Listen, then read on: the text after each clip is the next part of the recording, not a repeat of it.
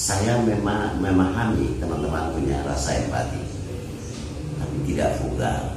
Kalau emang punya pendapat yang memang dan bisa mengetahui adanya sebuah tindak pidana dilakukan oleh orang lain, datangi Polda, kasih tahu di reskrimumnya. Ini saya ada dapat begini nih, di reskrim mungkin kolaborasi bisa.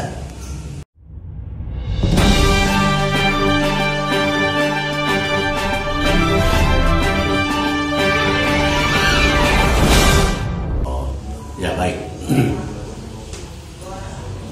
Saya yang pertama, saya sebagai kuasa hukumnya sah dan resmi, ayah korban dan kakak kandung dari kasus pembunuhan terhadap anak dan ibu datang ke kantor saya, minta saya yang sebagai kuasa hukum. Saya nggak pergi ke mereka ya, ingat. Kalau untuk pernyataan mereka, empatinya saya terima kasih sekali. Saya sangat terima kasih. Itu menunjukkan adanya empati terhadap kasus yang sedang saya tangani. Soal netizen, oke, bagus. Netizen ada perhatian penuh, dan para pengacara pun demikian, dan LBH lain pun. Nah, bagi pengacara dan LBH lain, sebelum tanggal 1 itu mereka ada di mana? Kasusnya ini juga bergulir ya. Sebelum tanggal 1 keluarga datang tanda tangani surat kuasa di kantor saya LBH Surya NTT, ada di mana mereka? Kedua, sesama rekan pengacara, kalau pengacara lain sudah menangani kasusnya, kita tahan diri dong secara etika, nggak usah mengomentari atau berkomentar yang seakan-akan dia paling pintar, dia paling hebat dengan mengeluarkan segala macam. Padahal yang diomongin itu bisa tidak dibuktikan gitu. Nah, ini perlu kehati-hatian kita sebagai orang hukum. Harusnya ya Her, tanya loh Her, ini pemikiran kita begini-begini loh Her. Bukan dengan pemikiran dia yang tidak berujung terus mengeluarkannya di media sosial. Jangan sampai karena tidak bisa dipertanggungjawabkan pernyataan tersebut, terus ini akan menyesatkan para netizen dalam pemahaman hukum. Jadi saya kira teman-teman pengacara cukup paham lah bahwa kalau mereka tangani perkara terus saya ikut nimbrung ngomong-ngomong, ini kan lucu-lucu aja sebenarnya. Padahal kita sama pengacara udah tahu. Hal yang kedua, lembaga bantuan hukum.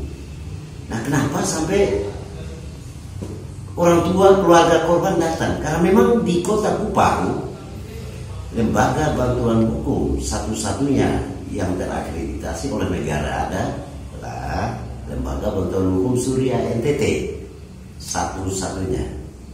Dan harusnya sesama lembaga bantuan hukum kan kita saling kenal, koordinasi dong ke kita.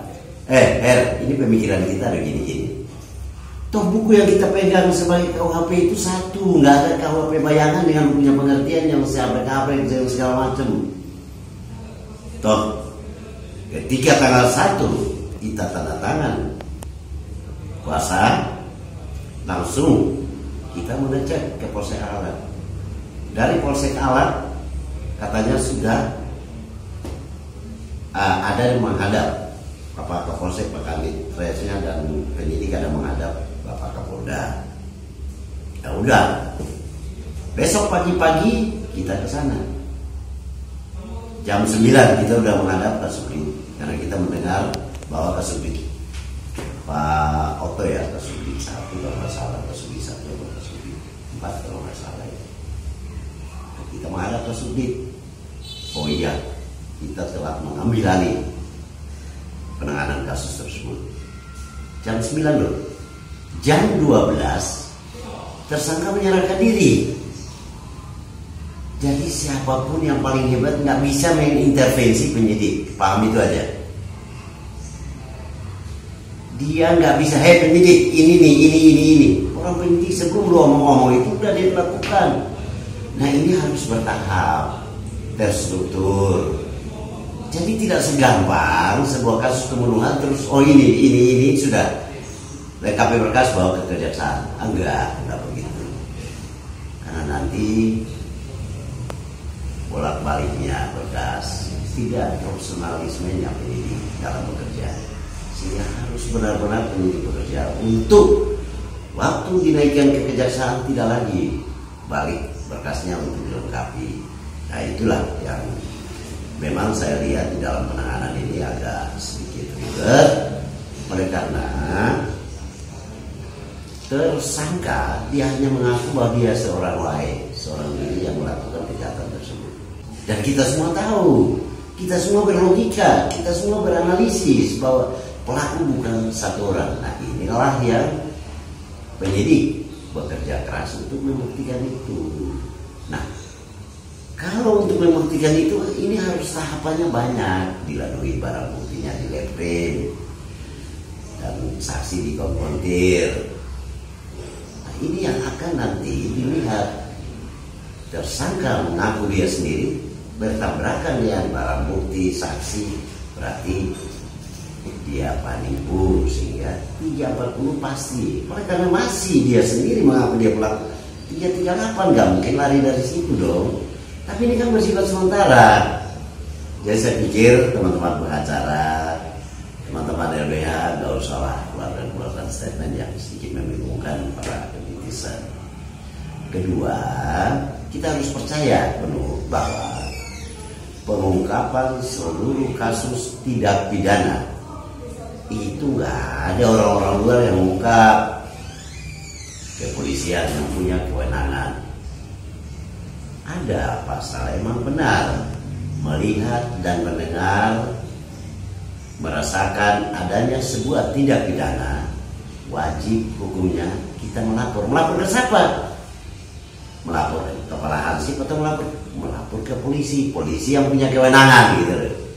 Sehingga janganlah mengeluarkan statement-statement yang artinya dapat menyesatkan netizen. Saya memahami teman-teman punya rasa empati, tapi tidak vulgar. Kalau memang punya pendapat yang memang dan bisa mengetahui yang adanya sebuah tindak pidana dilakukan oleh orang lain, datangi Polda, kasih tahu di reskrimumnya. Ini saya ada dapat begini nih, di reskrim mungkin kolaborasi bisa. Yang tadi saya sampaikan juga udah banyak. Ternyata di reskrim ini udah kami lakukan di Pak Heri ini. Jadi kita memang memberikan masukan, tapi yang mengerjakan itu adalah kepolisian. Jadi kita perlu memberikan rasa percaya kepada kepolisian untuk menguak tabir daripada kasus tersebut. Oke, saya kira itu aja ya. Terima kasih.